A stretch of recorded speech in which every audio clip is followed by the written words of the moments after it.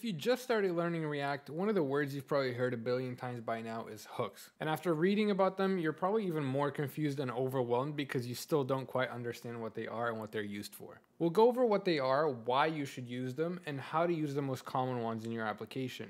At the end, I'll also mention a few common mistakes I've seen junior developers make so that you can avoid them. We'll do all this by building a simple small counting application. So what are hooks? The simplest way I found to think about them is as functions that you can use in your React components in order to unlock special functionality. Although you can write your own hooks, there are plenty of these functions available provided by React so we can use or hook into native React functionality. And if you're already familiar with React class components, then you would have already come across a lot of this functionality. Hooks actually enable us to do the same things a class component can do, but in a functional component. Just to name a few, these hooks include useState, useEffect, useMemo, and a lot more, but the convention here is that hooks have to start with the word use.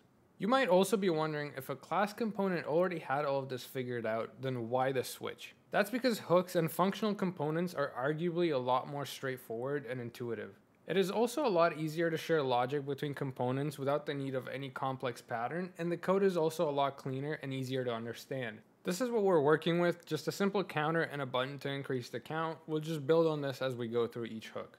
useState is by far the hook you'll use the most. All we have to do is just import the hook at the top of the file, then we just need to add it to our component. Whenever we use this hook, it will return an array of two values for the state we're looking to track. One is for the value and the other one's for the setter function for the value. But now we can just display the count value in our UI and also update the logic for the button so that clicking on it, it will increment the count. Without going too much into it, the reason we use the setter function to update the count is because this lets React know to schedule a re-render of the component with the new changes.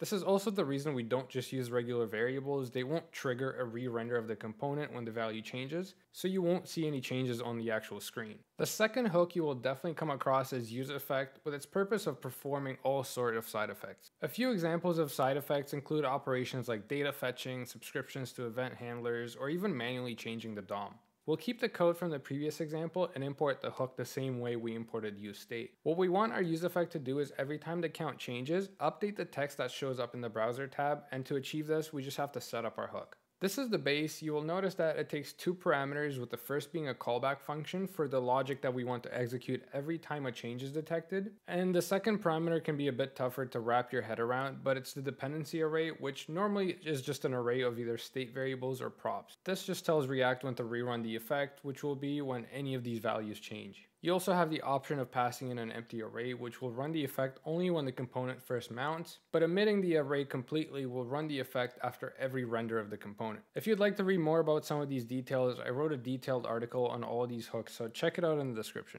When it comes to this next hook, it can be an extensive topic which would fit in its own video, but I'll try explaining it in an example as simple as possible. So normally in React, if you want to pass data from one component to another, you pass that down as prop. This is fine when you have a small number of components, but for deeper component trees, it can get very messy very fast. You will often hear people refer to this as prop drilling, where you pass props through components that don't need them just to get them to the ones that do. With useContext, we get access to the React context, which can share data across a section or the entire component tree by providing it in a provider component, which, you guessed it, will provide that data to the components it is wrapping. Like all the other hooks, start by importing it. Now we just need to create our React context, which we'll call theme context since that's what we're storing. Next, we'll have our app component, which all React apps start with, and we'll wrap that in the provider for our context. For this example, we'll just hardcode the value light for light theme, but you get the idea. Now, inside of our counter component, we can just use our context using the useContext hook to grab the value from the context, and that's all we have to do. It can get a lot more complicated where the context can do a lot more, but this covers the basics. Not as popular as the other hooks on this list, but useReducer is still a good option to know about, as it's an alternative for the useState hook, but it's for managing more complex state logic. First, what we need is our reducer function for managing our counter value. This takes in two parameters, one for the current state and the other one for the action that we want to perform on this state. These actions are all custom and defined by us, so let's just write a switch statement to handle the increment part of things. For each case, we just have to return the updated state, but one thing to keep in mind is you should never edit the existing state variable, but instead create a copy of it and edit the copy.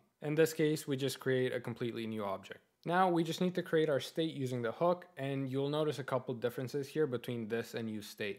Instead of returning just one value, we now get the full state, and instead of returning a setter for the state, we just get something called a dispatcher. The dispatcher is just a function that we use to send actions to the reducer function that we created earlier. For parameters, we just need to pass the reducer function that we created and a default state, which in our case is just starting the count at 0. The last thing we have to do is just update the onClick handler to dispatch an action type of increment. This is a very basic example. The state is not very complex at all, but as a challenge, try to see if you can implement another action to decrement the count on a separate button. If you get stuck or have any questions, let me know in the comments down below. I like to think of useRef as a box in which you can store something and have the option to reach in and grab whatever you stored whenever you need it. The difference though is that you can store a DOM element to allow for things like setting focus on that element, and updating the value also does not trigger a component re-render, unlike the state hook that we looked at. To get started, you just need to create your ref with its initial value. Then in our case, we want to have an input box, and whenever the count is incremented, we set the focus on that input box. We do that by assigning our ref to the ref value of the input, and all this does is it updates the value of the ref to now store the DOM element of the input. Now, whenever we increment our count, we can use the ref to set focus to the DOM element, and there's a lot more things that you can do with this hook, but these are the basics. Before we go into the last couple of hooks, if you've been finding this useful, make sure you subscribe for more weekly content.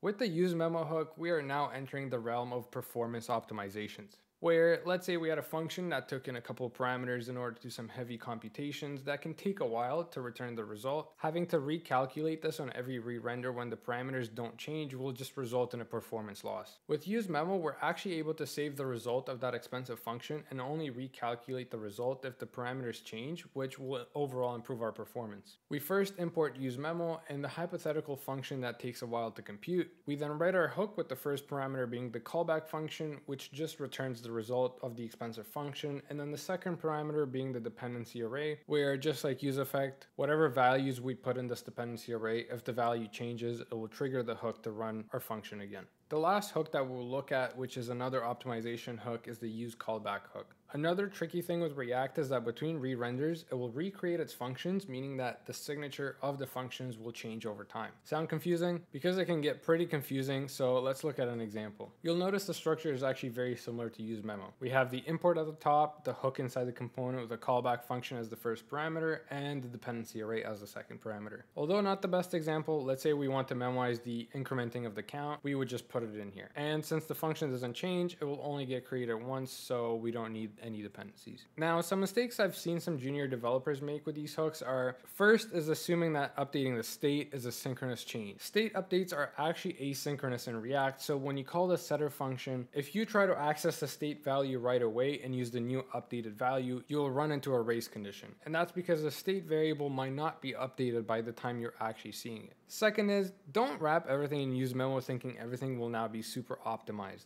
This hook should be applied with a specific purpose and understanding of its impact, as these optimizations come with an overhead, and that overhead can outweigh the benefits of the hook, so don't use it on regular small computations. Otherwise, your app will just end up being slower as a result. But hopefully now you feel a lot more confident when it comes to React hooks and progressing further into React, so if you have any questions, leave them in the comments and consider subscribing.